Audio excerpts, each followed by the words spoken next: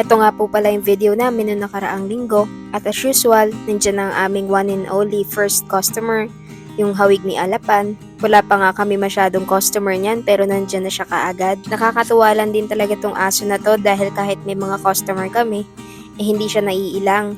Hindi rin siya mailap sa mga tao kasi kahit maraming tao na nag-i-inquire o mga lumalapit sa amin, patuloy pa rin siya kumakain. Binigyan ko na nga siya ng almusal niya niyan.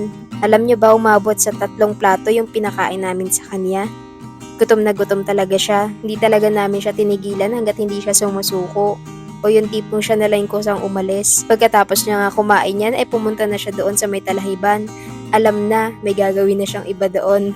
Magbabawas na, kumbaga. Ito nga po pala yung mga hinanda namin pagkain sa kanila. Healthy pa rin, tulad ng dati. At ito naman yung may black and white. Tingnan nyo, nakaabang na yan siya sa akin habang hinahanda ko yung pagkain niya. Kabisadong kabisado niya na yan, yung e-bike namin. Tuwing nandyan na yan siya, umaaligid na yan sa may e-bike namin. Ito talaga walang kabusugan, pero mabuti na lang din at napakadami namin dalang pagkain ng araw na yan.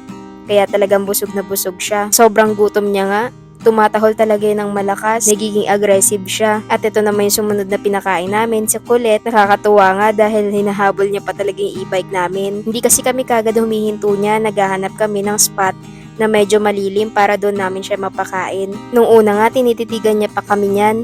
Hindi niya pa kagad kinain yung pagkain niya. Kumbaga inaantay niya pa na umalis muna ako bago siya kumain. Ganyan lang siya, mailap pero lalan na kami niyan. Umabot din hanggang sa 3 plato yung bigay namin sa kanya. At nakakatuwa nga dahil itong black and white nakasunod pa pala sa amin.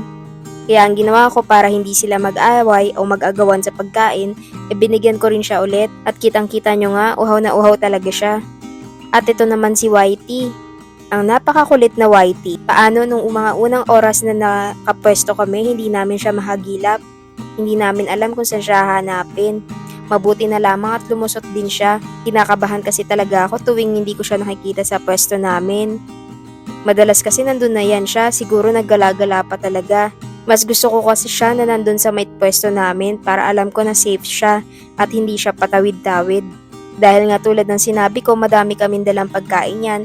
Paulit-ulit ko lang yan silang pinakain. Etong si Whitey dahil napakailap niya ngayon at hindi ko alam kung saan siya nagpupunta, talagang binusog ko siya. Binigyan ko rin siya ng tubig. Habang pinapakain ko nga to si Whitey, etong si black and white naman, sumabay ulit. Kung saan kami magpapakain, nandun din siya. Gutom na gutom talaga siya. Pero ayos lang, kasi ang ginawa ko, binigyan ko ulit siya. Madami pa naman kaming dalang pagkain yan para hindi rin sila mag-away at hindi niya agawan yung ibang aso. Sinigurado talaga namin na mabubusog namin silang lahat.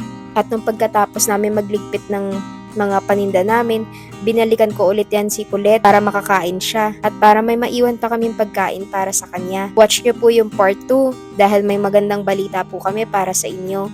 Salamat po sa panonood at sa pagsuporta nyo po sa amin.